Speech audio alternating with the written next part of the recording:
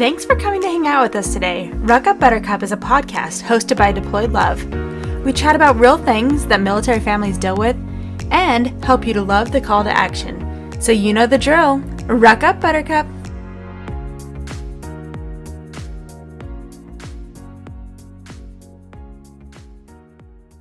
Ruck Up Buttercup podcast can be found on all your favorite streaming locations. As well, we are now available on Reese Across America Radio on Fridays at 11 p.m. and Sundays at 1 p.m. Eastern. You can find Reese Across America Radio on the iHeartRadio app, the Odyssey app, and the TuneIn app. Just search the word Reese. Can't wait to see you there. Hey, everybody. Welcome back to another episode of Ruck Up Buttercup. We're glad to have you here today. It's just me and Ashley. We're having just a girl chat, and we realize there's a lot of seasons of deployment still going on, especially with the holidays coming up. I mean, that's the whole reason we have Deployed Love, is to support you guys during the holidays. So we just wanted to have an episode to talk about how to stay strong while you're waiting, and just kind of how to be, like a military spouse in that sense, like be resilient, be there, be prepared for the things that are going to happen, and just a good quick supportive episode for you guys, because it's a hard time. It's a hard time to go through. It is hard time because, holidays are supposed to be about families. And when you have a holiday coming up without a significant other, it's daunting if you have kids, because then you're having to play not only single mom, single dad, but you're also trying to explain to them why mom and dad can't be there. And that can be really disheartening for sure. Holidays with kids are hard. I mean, you're playing Santa, there's so many things that you already have to worry about doing, and like not having your partner to be there to like back you up on things. Like my kids, my 8-year-old still asks me so many like specific questions about Santa and the holidays, and it's like, I don't know, ask your dad.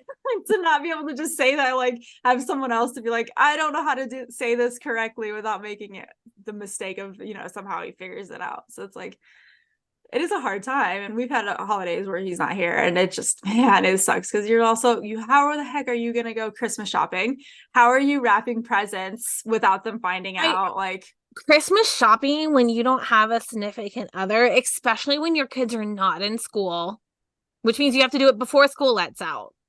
So early December on. So if you're a late shopper, you have to be even more like better at it. But I remember last year, was it last year?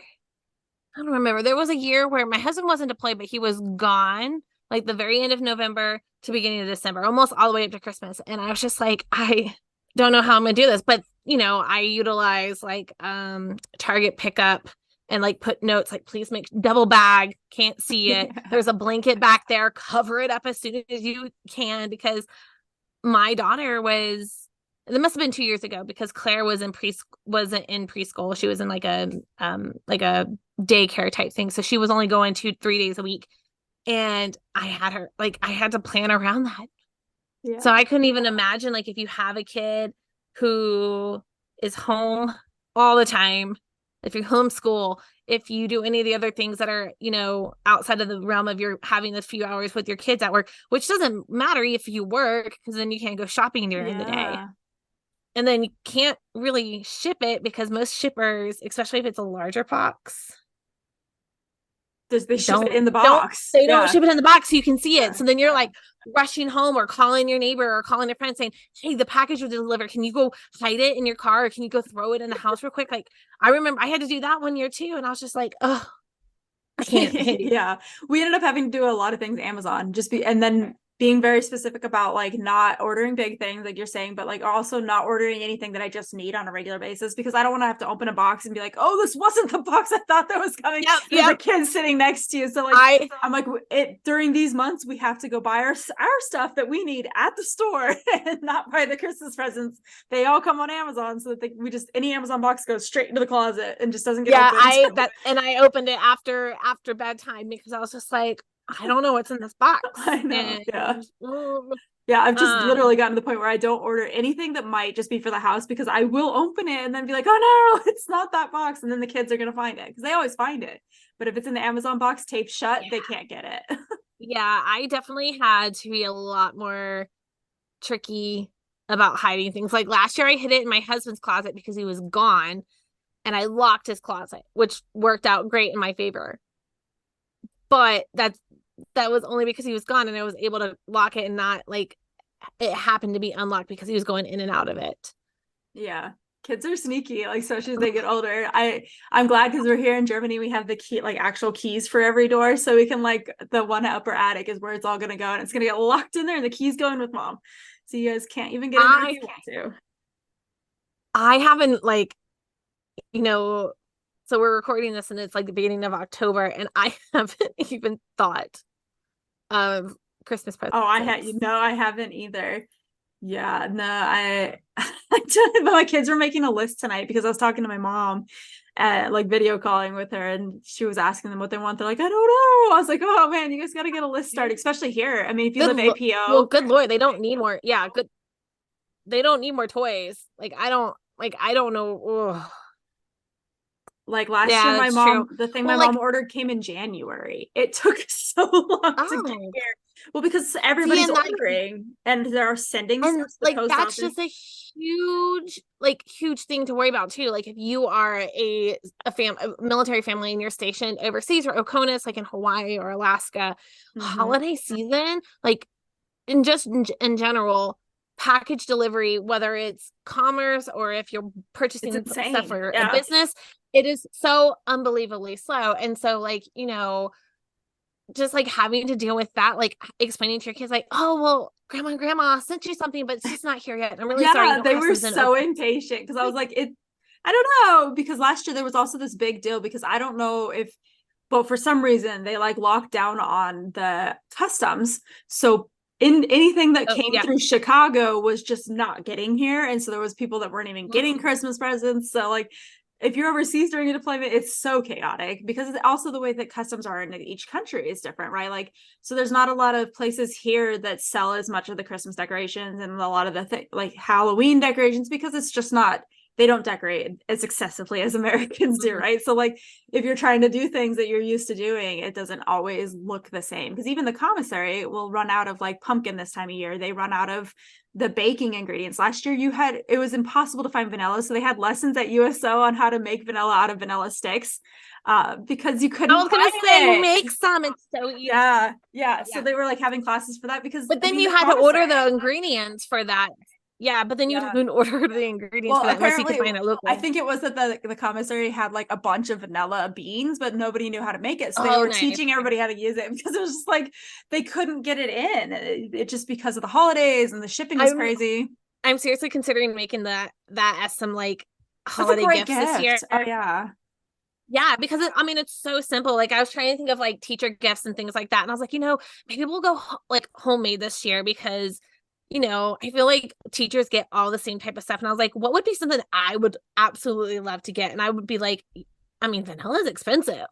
Yeah, I it is. mean, so I mean, I was watching a video the other day, and to make like a large bottle that would probably cost like $80 to buy, you can make it for 10 roughly. So I was like, I think I'm gonna go like homemade route this year, and I have a little bit of extra time at home since we after we PCS and things like that. But another large thing that I think a lot of military families deal with at the holiday season, whether just the family in general or you're going through deployment, is other family members wanting you to come home for the holidays. Oh, they lay It's that okay for you to pressure. say no. I feel like that pressure gets laid on you so Yes. much harder during deployments because they're like, well, why would you want to be home alone? You could come to the holiday thing. And it's like, maybe I just want to cry. I But just like want to sit at home and cry. It's fine.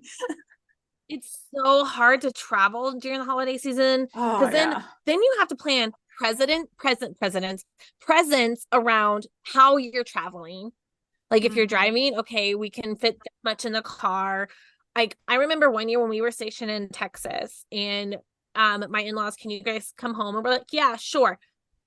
But planning that, like Yeah. I sent everything to my mother-in-laws. Like that year I went ahead and just shipped everything to my mother-in-laws, but I had to plan how we were going to get it all back. Like, okay, well, And we're going someone to have to always bring the buys truck some and we're going to be huge thing crammed. too. Like I Well, feel like like it was like yeah. we barely made it home. Like Yeah. actually, we actually had to have two packages sent to us because we couldn't fit it all in the truck between the dogs, my son, me, my husband. we barely made it home. Well, Like I feel made bad. it back. And We've so, only gone back for Christmas one year, and because we've just always decided Christmas was going to be our holiday. Like we love our family, but mhm. it's just we always lived so far away. We've lived in Hawaii and Germany. It just was never financially a good decision to do. But we did go back when we moved to Texas too, and we drove all the way back to his parents' house in Nebraska. And I feel so bad even now, but they bought her Kira this super nice kitchen, but there was absolutely no way. We had two dogs. There was no way for us to physically fit it in the car. So I had to just stay at their house and never got to our house because it was too expensive for them to ship. And they knew that. And that's why it didn't get shipped to us. And I was like, well, I'm sorry. You bought a present she got to play with for like 3 days. Like, and I feel like that happens Yeah. every time that We someone buys something huge too. You're like, yeah, I'm yeah. traveling. How did you think that was going to get here? Well, and the type of vehicle I'm traveling, or if you're flying on an airplane, there's no way to get it back. I mean, No, unless you're gonna pay all the shipping, the flight charges, and that's no one wants to do that. the gift So, ain't worth it. Like, and I think it's important that, most, we all want our kids to have like all the things that they want, but like I've I feel like this is starting to become bigger and bigger. Like we're asking for experiences like in lieu of a gift or gift cards. So that way, hey, I can go pick this out when I get home, mm-hmm. type of thing. And that's a great way. I'm pretty fortunate with my in-laws that we kind of take turns. So like this year, everyone's coming to our house. Um, which I'm really excited about because it's been a while since we've hosted Christmas at our house. And I love hosting Christmas. Like I'm all for family visiting. I would rather family visit me than me go there. And I'm saying that and then I'm thinking about it and not really because I enjoy doing both as long as it's not a huge production in terms of like I'm having to travel so far away. 3 hours, 4 hours has been great the last few years because that's how far our family is. But if we were somewhere else, I don't I don't know if I would want to do that. Yeah. Yeah.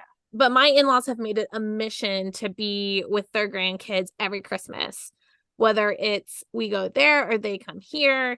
Now that my sister-in-law has her baby, it was like, hey, like, everyone want to come here type of thing. Like, do you guys have plans with the other side of the family? And so, but it's okay to say no. It's okay to say like, it's too much stress. That's too much for me to do. Like, I can't imagine having to do Christmas by myself and then traveling. Like, do you want to come here? Because like, I think again, we talk about this where family members don't realize how much work goes into you traveling, and we don't make a ton of money, and you're already spending a ton of money on the holidays.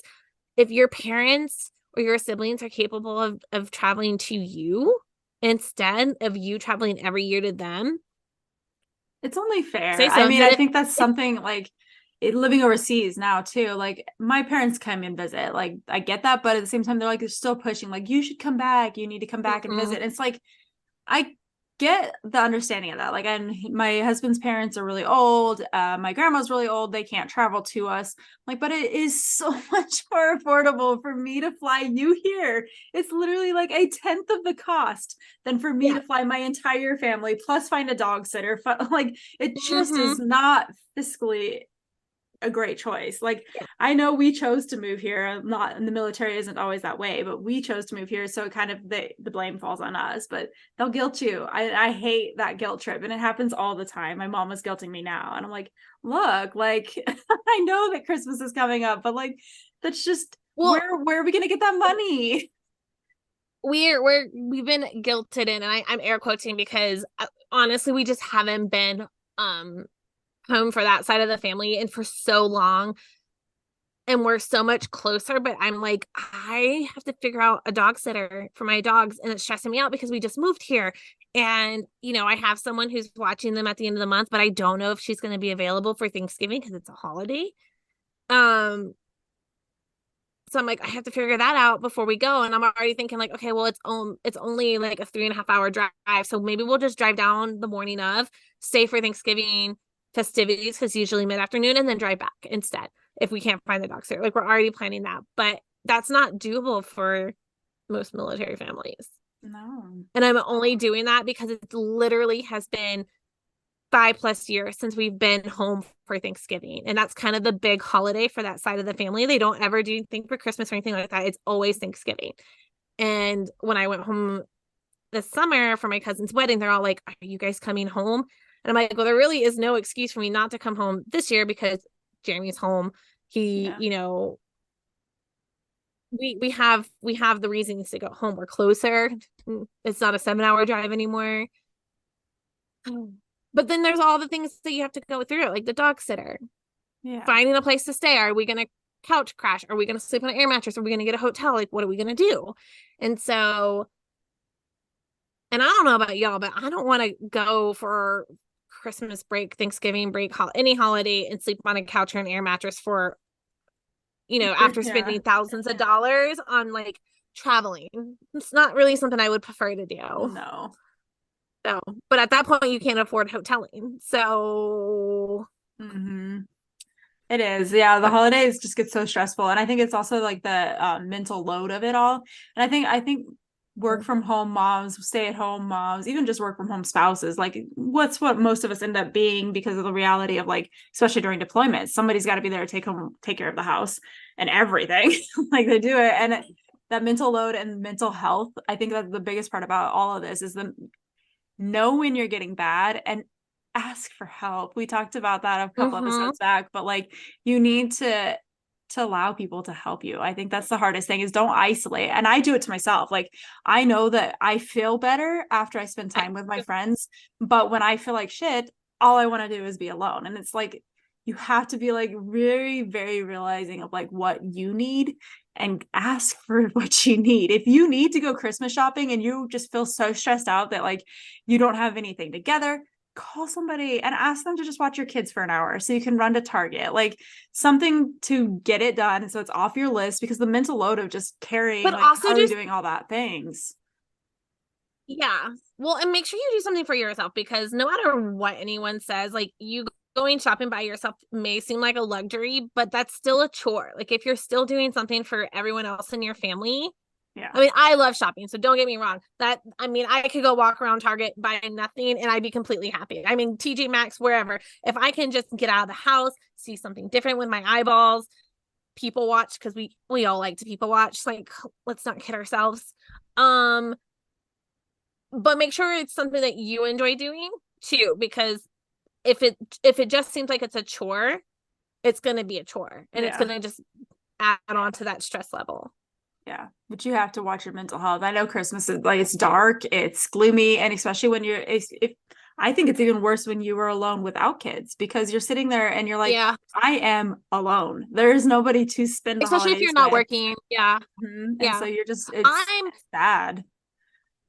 I'm a huge fan of Friendsgiving, Friends, Christmas, whatever it is. Like if you can't make it home, there's so many who can't make it home. And I actually had this huge conversation with Jeremy about this a couple months ago about how because I like our discussion about like having friends, having a tribe, like how we really don't have that like a friendship group. Like we have our own individual friends but no one that we can collectively call on together. And I was like, I really miss that because we had that in Alaska when we were stationed in Alaska. And I think Oconus moves are a little different because you are kind of forced to have those Friendsgivings and have those different things. But I was like, I really enjoyed being able to say, hey, we're going to do Easter at my house. We're going to do Thanksgiving. We're going to do Christmas dinner on Christmas Eve. I mean, Christmas Eve, we were over at our friend's house and I went into labor and they all were just like, oh my gosh, like this is so exciting. And everyone like completely was just like focused on making sure that we got to the hospital safe and sound Christmas Day in the middle of Alaska. And it was so nice to have all those people and that we haven't been able to find that same group since then. And I was telling Jeremy, I was like, we really need to try more. Like, we really need to find a group of people that we can enjoy being hanging out with.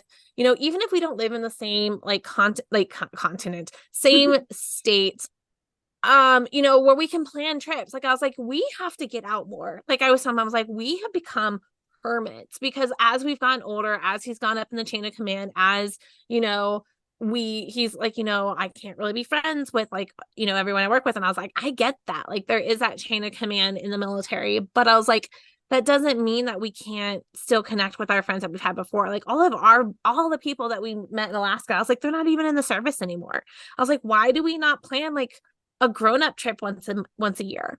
I was like, Yeah. heck, we can even do it at the boathouse and it's free. Like, I was like, I think it's important to make sure that you don't get into the rut and the dirty of everyday life and kind of forget to take care of yourself. Like even during the holidays, take care of yourself, but like throughout the year, like do something that like gets you out of that funk. Yeah, and you're talking about like having a friendship group, and I do think that I don't know if it's so much because we're getting older, if COVID made a massive difference. I think a lot I of think it people too. isolated so much that they're very comfortable in their own homes, Mm-hmm. and I am too, and I get that, but you can't, like, you have to still have a community. That's why there's those things where you like who the tribe raised your kids. You need to have a community. It shouldn't just be yourself. Like, is it comfortable to sit in your pajamas all day? Absolutely, but like But you it gets lonely. it does. I'm And it's hard to not I'm a isolate. homebody now and I'm like, I'm going stir crazy, y'all. Like you know, I have a trip in November that I've never been more excited for because I'm just getting out of the house. I'm going to get to be around people. I'm going to get to talk to other adults other than my husband and the occasional people I see in town that I've like, made acquaintances with. And it's important to Yeah. make It sure you have is. that connection, make that tribe. You need to have something. It doesn't need to be a lot of people. And I think when people think of tribe, they're like, oh, I can't imagine having 6, 7 girlfriends that I hang out with. Like that just sounds like drama and like da da da. And sometimes that's what happens in the military. I think in military spouses, you end up in these big groups because you start a book club, you start whatever, and you think that you have to be friends with everybody in that group, but you No, don't. Like pick your 2 or 3, like, and then go hang out with them one on one is fine. You can have 2 or 3 friends. That's all I ever feel like, especially in my 30s. That's all I need. I need like 2 or 3 solid people that I know, like, mm-hmm. hey, I'm having a really shitty day. Will you go sit and have a coffee with me? That's all Yeah. I need. Just something. I need a place to go. I need a place to talk to. So don't think a tribe needs to be like 50 people. Like that's not what we're talking about. And your husband doesn't have to like their husbands. That doesn't have to be that Yes, way. I Like think that's important to say because that was one of my concerns as a younger spouse was like I can only be friends with somebody. there's a lot of pressure to that. Like you wanted to There's a hang lot out of as pressure as couples. military Yeah. spouses, like yeah. And as I got older, and I feel like that's just maybe in general, like I feel like that's kind of collectively, whether you're a military spouse or not, as you get older, you kind of realize that those things don't really matter. I was very cautious about who I made friends with. Like, okay, I can't be friends with them because they're my husband's superior's wife or anything like that. And forget that. Like I was BFS with the battalion commander's wife. I mean, in those cases, you need to No. be smart about what you say, Well, but yeah, exactly. Like, you can't obviously like I knew I couldn't go and like complain about work command. stuff with her, but she also had the same understanding of like hers was the same way. She goes, just because my husband says doesn't mean that I can't connect with people that I'm like minded and things like that. Yeah. And but we both knew like where we could stop, where we could talk about and where we could stop, which kind of made it difficult. But then I had other friends that could fill that void. And I think that's important because like, every friend doesn't have to be at the same level, same capacity of what they bring to the table. We all are different. We all have different attributes and things like that to bring. So it's nice to have a wide variety of friends because then, Yeah. Well, I think a I lot of mean, it, we get a lot of pressure of like, you want it to be a family friend, right? You want the couples to come, their kids to come. So it becomes these yes, things, everyone but to be it friends. just doesn't have to be that way. Like I've had friends where I despise their spouse. They knew that, but like, I'm not married to him. Like Did I some, not say when I met you, like, I okay, don't look, mind your y'all. husband. It's not yours. There's the one Yeah, other friend. but it's funny though because like, but I warn everyone that I like became really Right. good with like when I introduce them to my husband. Because I mean, don't get me wrong, if you're listening, I love my husband.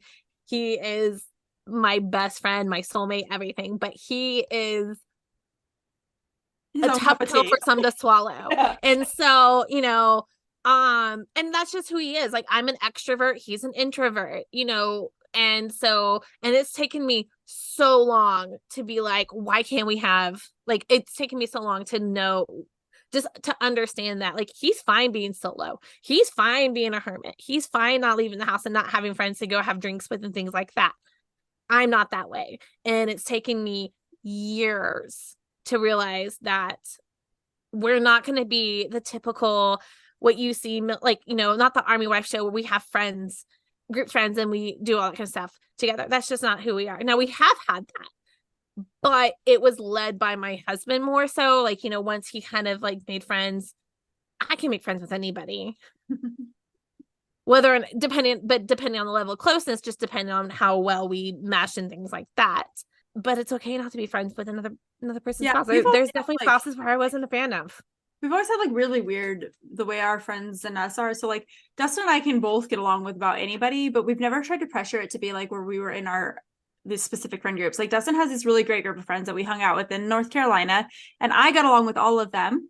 And so I would hang out, but those were his friends, and we'd hang out with his friends sometimes. And then I had all you girls that like you guys all liked Dustin, and he would come to things and he was around and like he was there, but he didn't hang out with your spouses, and it was fine. Like that was fine.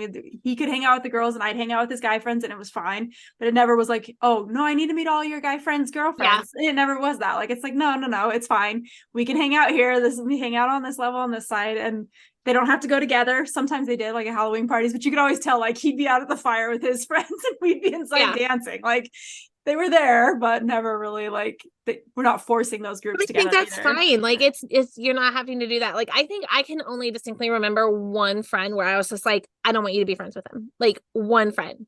And I had very good reasons for that. For those who are listening, being like, you can't tell him. I never tell my husband he can't do something, and I didn't tell him. I just expressed like, I don't like him. I don't like the way he talks to me. I don't like the way he talks to other women.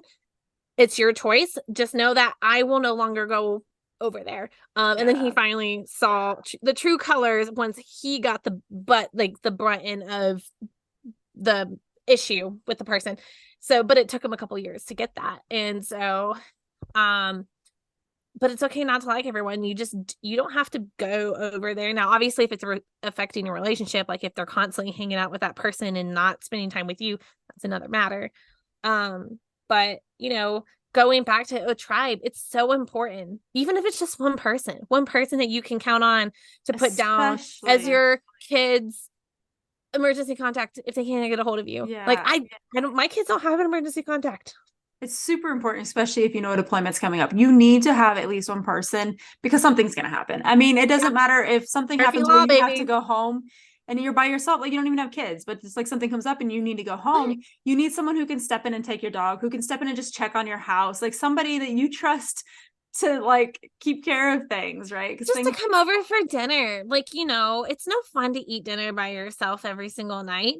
It's not fun to watch your favorite show by yourself if you're so used to watching it with your significant other.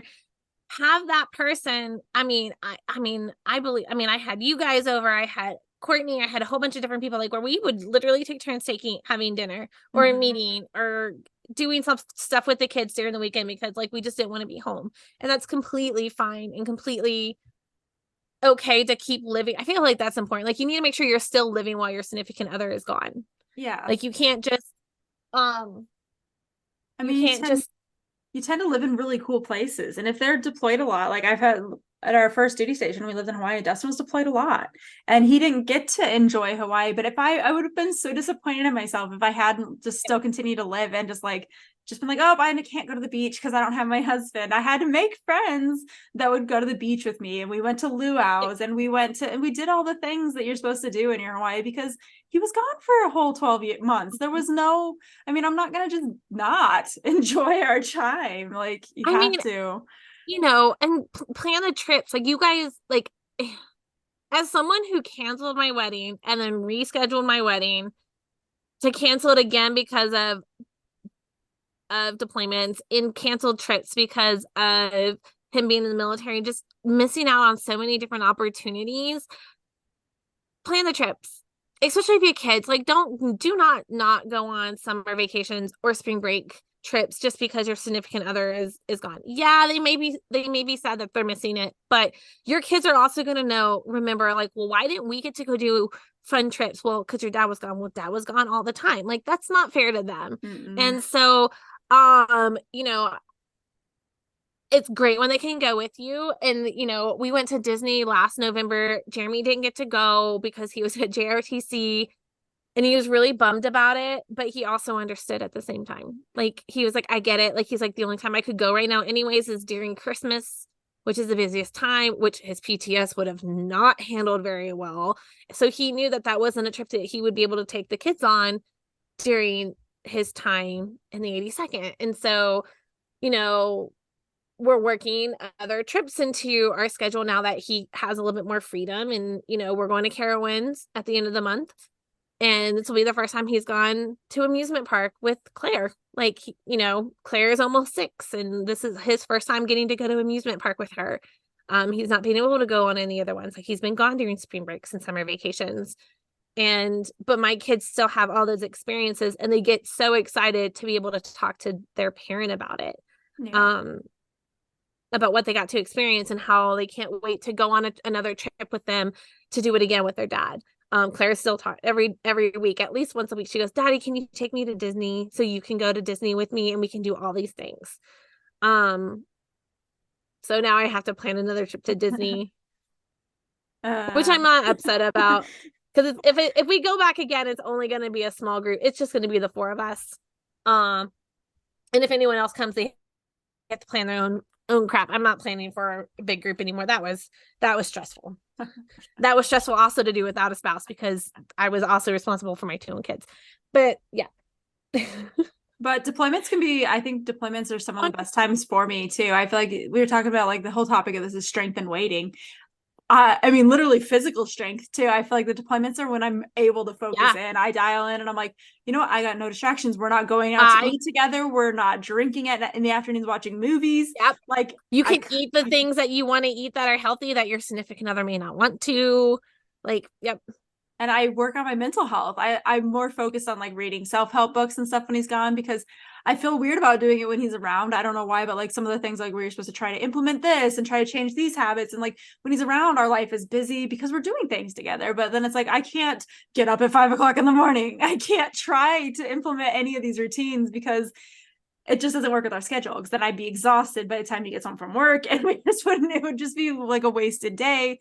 So I love deployments for that. Like the idea of, I am more my own person. I get to realize who I am a lot more. I spend a lot more time thinking about myself. Like, what do I want to do with my life? What am I doing with my life? Like, how can I change things to make my life more comfortable? How can I work on my mental health so that when he comes back, or even while he's gone, I'm able to be stronger for my kids?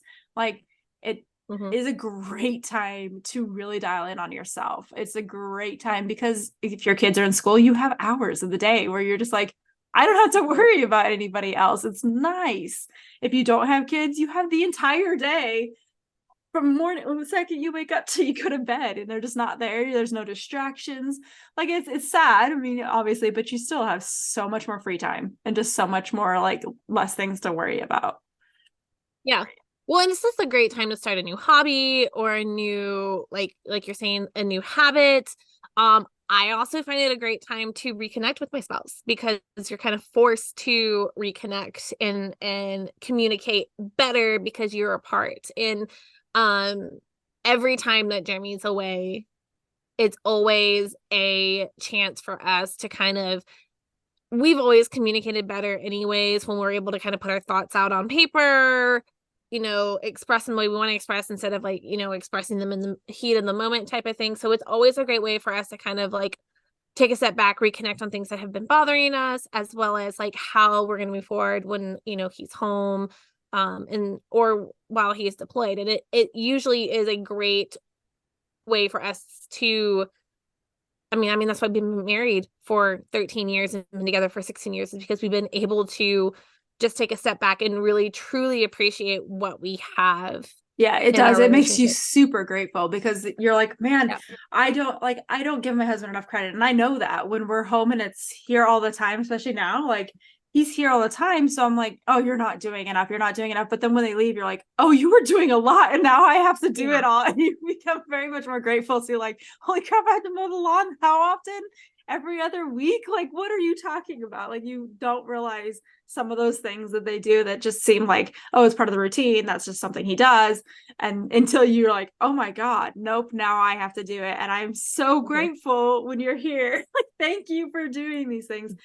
We definitely are, we speak a lot nicer to each other when he's gone, and we think about, we reminisce on things because you're missing them too, and you don't have that chance to miss them when they're home. So when you're missing them, you're like, oh, I really miss when you put your arm over me when we're sleeping, or I really miss the fact that on Sundays we sit down and we have coffee in the mornings and it's quiet, and you don't really like, those things that become so routine that you don't realize it's happening. You do, but you just don't, you like, you take advantage of that situation, I guess. You like, it happens, the coffee's nice, da da da, until that Sunday, first Sunday, you're sitting there after he left, and you're like, dang, like it's quiet. And yeah, I can have my coffee, but now I don't have anybody to laugh about the TikTok I'm watching, or like, it just becomes so suddenly quiet in your house, and that's hard.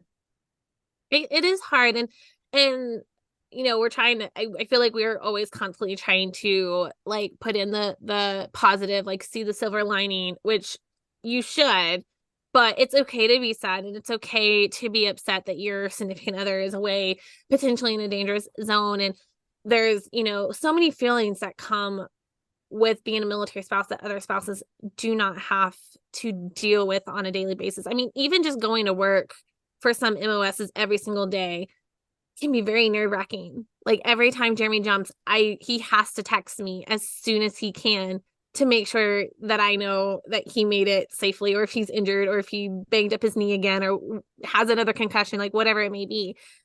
It's okay to have the feels. It's okay to communicate. I feel like it's really important, and we talk about this all the time, is to communicate that. Like you have to communicate, like, hey, these are my concerns. I know you have a lot of stress. There's a lot of stress on my end too. And, this is how I'm handling it. Like, I know our second deployment, I did not handle that deployment very well. I spent a lot of money because I hated to be home by myself. I absolutely hated it. So I was going to dinner almost every night with friends. After work, I did not go home. I just went, out shopping. And that ended up being a really big issue between me and Jeremy. And I mean, I understand where he was upset, and he couldn't see where I was upset. I was going through a lot of like depression stuff during that time. My grandparents passed away back to back, like three of them. I was dealing with a lot of other family issues. And so that was how I coped. Was it the best way? No. But we were really young. We both really didn't know how to communicate with each other about, okay, well, maybe instead of doing this, we should do this. Or instead of going out to dinner every single night, like, and not go home, like, why not go to a friend's house? Or, I could have gone to my mom's, things like that. Like, there could have been other ways that I could have handled it better. But because we were so young, we didn't know how to talk about it. So, like, just express to your significant other, like, what you're going through. I was not expressing that to my soldier because I didn't want him to be worried. I didn't want him to worry about other things. But we learned quickly that us expressing to each other what we were going through really helped. Whether we wanted to hear it or not, whether I wanted to hear that he almost got blew up, that wasn't something I want to hear, but I understood where his frustration was coming from, and I understood where his mental state was when he started to share certain details, and I started sharing certain details with him. And so communication is key, not only for your well-being, but the well-being for your spouse as well. I feel like there's a level of that. Like, obviously every conversation, you don't want it to be a Debbie Downer. Yeah. Because then that can cause another set of issues. But and it also depends on the person. Like, as long as you know your person, and you know what they can handle, what they can't handle, don't leave it up to thinking that they can't handle it. They have to make that decision. Like, hey, like, I need to talk to you about this. And if they say, hey, at this moment in time, I can't talk about this, but can we talk about it later? Then that's okay too. Yeah. And it is, someone needs to know, whether that's your spouse or it's your parents, someone needs to know when you're having a hard time, because man, I just think about depression and like the mental health in general. And you would just hate to be deployed and have so much going on, and then have your spouse try to take their life or something because they're struggling. And it's just, that's so, so sad, but it does happen. And because I think a lot of, like I was saying earlier, a lot of stay-at-home moms and stuff, that mental health just doesn't get noticed because they don't realize they're running themselves into the ground doing things for everybody else until they just can't take it anymore. And they're just like sitting there in the bathroom crying on the floor. And Yep. it should have been something that was brought up months, years ahead ago. And I think you throw in a deployment and that's just going to escalate if you already have issues. So you need to, I don't know, find a counselor, what it is. But I know that it's really hard. It is a hard place because like not everybody's comfortable with therapy. Not everybody's comfortable with even telling their spouse when they're having a hard time. They want to just be that Well, happy and face, but it's hard too for you. Sometimes it's just hard for you yourself to express that you have something. Like, I feel like admit, I yeah, to admit to have it. just mixed diagnosed myself like so much throughout the year, whether it was anxiety or depression or ADHD. Like, it's just, you have to take care of yourself, because if you're not taking care of yourself, then you're not going to have a strong marriage. You're not going to have a strong family unit. Um, and so it's important that no matter what you do, you're taking care of yourself before you're taking care of everybody else. And I know that's a really hard pill for a lot of us to swallow. I mean, I'm 35 in a month, and it's very hard. It's still very hard for me to swallow that I have to make sure I take care of myself. Like, I have to make sure that, I'm healthy and mentally healthy, physically healthy before I can take care of everyone else. And I have to stop feeling guilty about a lot of things. I feel we all feel very guilty about, doing things for ourselves and taking trips. I had a girlfriend, and I think we've talked about this in the past, where she goes on at least one minimum, if not two, solo trips where she doesn't go with anybody else. She goes on a weekend trip by herself. She doesn't take work. She takes books. She takes a craft project she enjoys doing. She goes somewhere where she can relax. Usually it's to the mountains, and just has a couple nights away where she has no responsibilities. And I think that's why I'm excited for my work trip coming up. Even though it's a work trip and I'm going to like a conference, it's still a time where I'm not responsible for a single person. Mm-hmm. And it's like, I just keep telling myself, like, it's going to be a mental like reset. Ashley, you are going to have a great time. You're still going to get to do some fun things. I'm excited because it's getting me out and learning again, where I just feel like I've kind of been in a stagnant, like, every day it's the same thing over and over again. And I get to go learn something new to try to implement it into my work. I'm very excited. Yeah, I'm excited for the cruise because although my kids are coming along, it's the whole concept of like 7 days. I don't have to worry about what breakfast, lunch, dinner. I don't have to clean a room.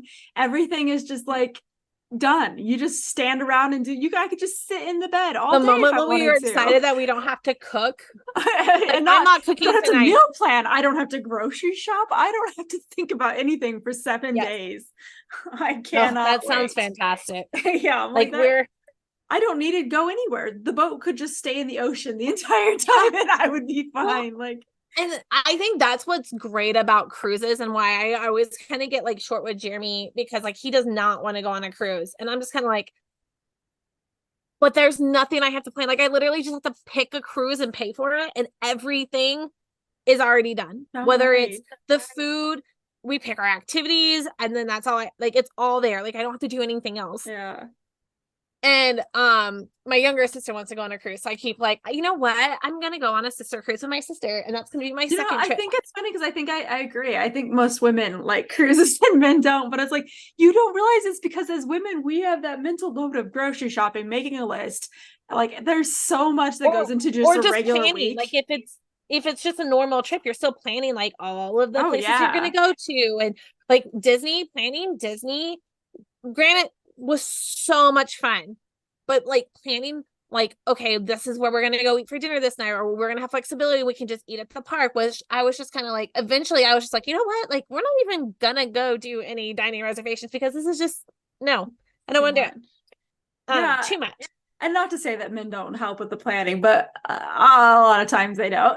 So then it's like you realize that we're doing so much extra work when we go on vacations. So All the did trips I plan our stops, everything. Like it's crazy. did I tell you that was one of the things Jeremy had said in his, like, when we had that really big, I know if you've listened, you might have heard that we had this really big like row back at the beginning of the summer of 2023. And one of the things he said, like, once we started talking about like different things, was like, one of my favorite things that you do is you plan things for the family. And I was flabbergasted, because You he notice? usually seems like he doesn't want to go do anything. And he's just like, no, I enjoy that you take the time. Or he like, I really love that you take the time to plan all these things for our family. Yeah, sometimes it might not be an activity that I want to do because that was one of the reasons why we were in a row. Um, and I was just like, wait, this makes no sense. Like we literally are having this argument because you didn't want to go do the things I wanted to do. You didn't want to take photos when we were on family vacation. And then now you're telling me that one of the favorite things that I do is plan trips. Like I was like, this makes no sense, sir. But then like as he explained it, I was like, okay, I get that. But like it's also like on my end, like super frustrating because I put so much time and energy and love into making these plans. And then you're just a snotty, grumpy old man the entire time and you don't make it fun. Yeah. And he's like, fair point. It So is. Yeah. Well, there's so much, the mental load just of being a woman is just insane. The funny things it like, is. like, he's like, yeah, I help you with groceries. I'm like, but there's so much more to groceries. I have to plan the meals. I have to put a list together to getting them. Then we get the groceries. Then I have to come and put them away. I'm like, you come along and you push the cart. Like, That's not helping. nice, but like, you're not, there's so much, there's no mental load to that. Like, he's there and he is physically helping, but there's no mental load of like, oh, what do we need to get for groceries, or what do we need to eat I this week? the every week I ask this question. Do you have any requests for dinners? And I get a shrug Uh-huh. every week. And I last week I was like, I don't even know why I bothered to ask you. You give me, I don't care every week. But then you make snarky comments about what I make. Like you're either gonna eat what I make and not make a sound, or you can start putting input into like when I ask you, hey, maybe if you give me one idea, that's one less meal I have to think of. That makes such a difference too. Like, if you guys It just like does. picked all the meals, then all I have to do is figure out what I need to buy.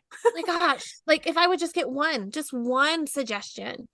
Like I mean, my kids are easy. My kids are the pickiest eaters in the entire world, and they literally eat the same thing every night. Like I don't know how they're not sick of chicken nuggets. Yeah, my kids aren't I picky, but would, when I ask them, they're always like spaghetti or tacos. I'm like, it's the same thing. Like, yeah, when then I make other things, like, this was so good, you should make that. I'm like, but you never asked me to make it. And I always have to think of other things.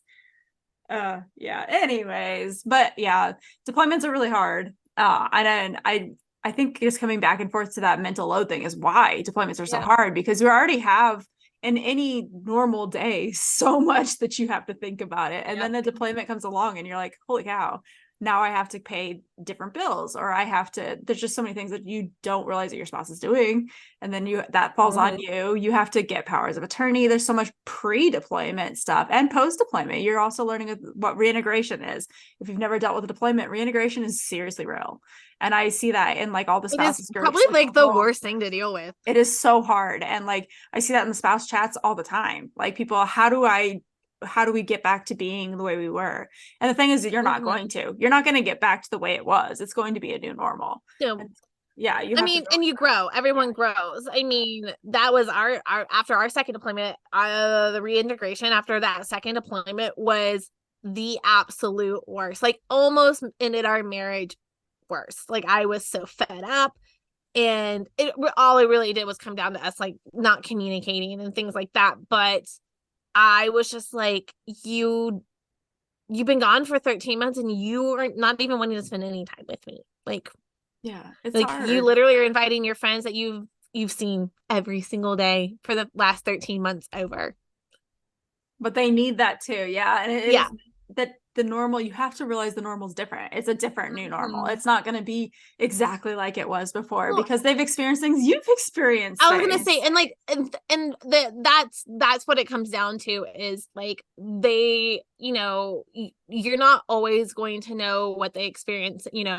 Like I said, me and Jeremy came to the agreement that we weren't going to keep. He wasn't going to keep things. He was going to tell me things after we kind of went through all that, and he explained like what he went through that he hadn't told me, and I was like, I'm never going to be able to understand that, and I understand that you have to connect with people that have been through the same or similar circumstances, but you also can't push me out because I may not understand. I may not understand, but I can listen and And you're still I his can sit there and hold you person. and I can Yeah. and I'm still I'm supposed to be your person so and that was and it came down to communicating that and hey, like again, I feel like that was our biggest thing, was like we just couldn't communicate. We were really young. We're not taught the way to communicate appropriately.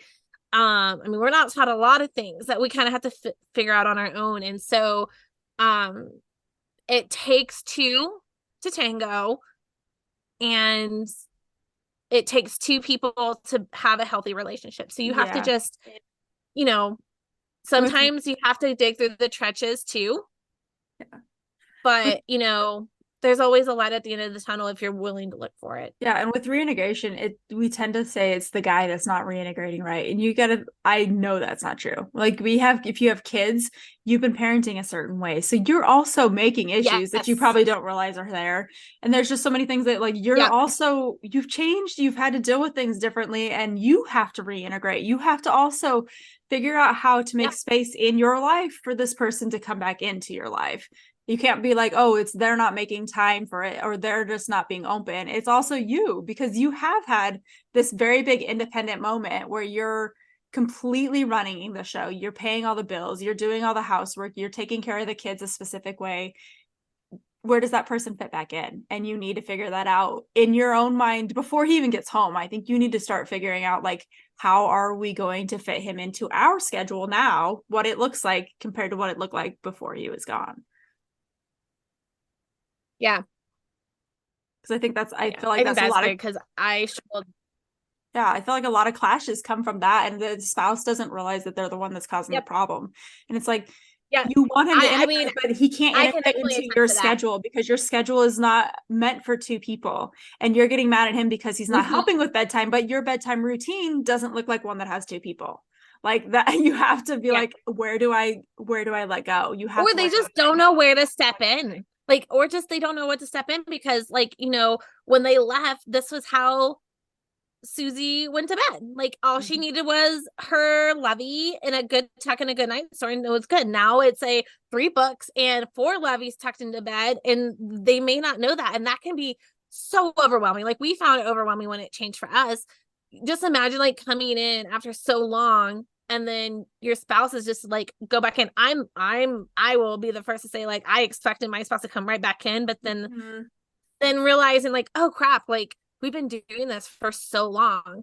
And like even now, like even he's not in a deployment phase, and we've just been doing like bedtime routine has just kind of always been me because he's always been home late and things like that. And I've been getting so frustrated with, like, why am I still doing this by myself? Like, why do I have to go ask for you to do bedtime routine? Like, why can't you just step in? And it's a habit, and habits are hard to break. Yeah. Yep. So you have to be flexible. And you just have to be able to figure out where does that work and how Grace, do we make it work. our favorite word, have grace. Yep. Yeah. I mean, that's the whole deployment. You need to communicate, you need to have grace, you need to be flexible. You just have the deployments are hard. And the only way you're going to get through it in a strong manner is focusing on yourself. Honestly, that's one of the biggest things, is like just let everything else go and focus in on what you need. Have a battle buddy, have Yeah. someone that you can talk and have good times, have event fest, have that person, whether it's one, two, or three, or however many your heart desires, but have at least one battle buddy that you can call on and say, I don't want to be alone tonight. You want to come over and have tacos? Like, come over and watch Mass Singer, whatever it is. Find that person, and I promise it will make deployments a little bit smoother, Yeah. a And little then bit better. make sure you know who to go to when you need things, like that. Just the more you know and the more you have connections and the more you have grace, like the Yes. deployments go, they're not that bad. I honestly, over the last few years, have had so many deployments that it's like, it becomes kind of just something you're used to, which is so sad to think that that's a thing, It is but sad like to think about it, but it's true. horrifying. But like, you will grow in it, and there's so much strength in like being in the middle of a deployment, because it helps your relationship, it helps your family, and there's so much to it. And I think I love the idea of deployments because of that concept of like, I have a chance to be independent, my husband has a chance to be independent in his own, like, focus on his own things, I focus on my own things, and we can come back and become something better. Well, I mean, my husband, that's his job. His job is to train and to deploy. And so I know he's always super excited to deploy. And there are perks to deployments. Um, there's downfalls, obviously, like, you have to reinvent your life every so often, and that can be chaotic, but I don't know, it keeps us on our toes. Yeah, I'm excited to not have deployments, but like at the same time, it's I like scheduled deployments. I should preference say that. Like I Yeah. like scheduled deployments. Like those don't bother me if I know they're coming. Rapid deployments are a little different. um Having a 2 hour notice and not be able to kind of prep is a little bit different. But I mean, that's where we're at in the world right now, is we're on immediate response brigades deployments, you know.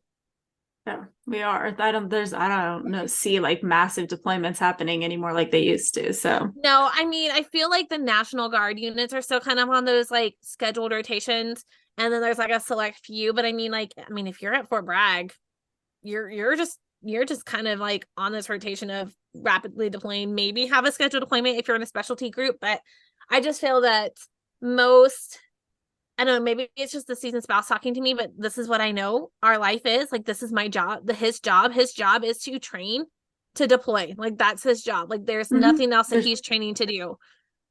So I guess like in my mindset, like I accepted that a long time ago. And I can understand how that can be really frustrating and hard to accept as a new spouse, um, or girlfriend or fiance, like parent.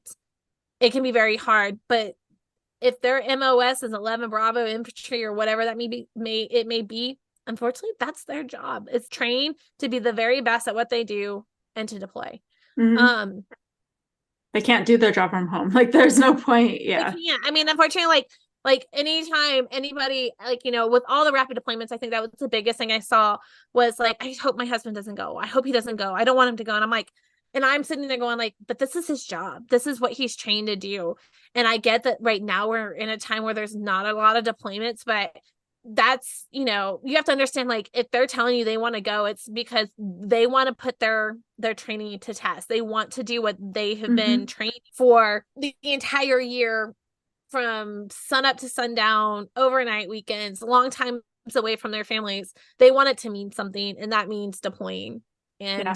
it can be a very hard pill to swallow for us, because we're like, well, don't you want to be home with your family? Don't you want to be here? But um that's one of the things where, as a I think it's military spouse, all first responders too. I think there's a lot of yeah, like police wives and firefighter yeah, wives who police are wives, like, I don't want him to ever go to these things. linemen, Like, but yeah. we need these people to go do these things. They need someone to show up when there's a massive car wreck. They need to go in the middle of the night to a house fire. Like, yeah, it takes away from you, and a deployment takes away from you for a long time. Like, it's not going to be just that night, but like, that, what is the point of they can't fight a fire from home, you know? Like, it's the same with a deployment. You can't fight a war in your house. That just doesn't, Yeah. you have to realize if you're marrying a military spouse, that's part of the job.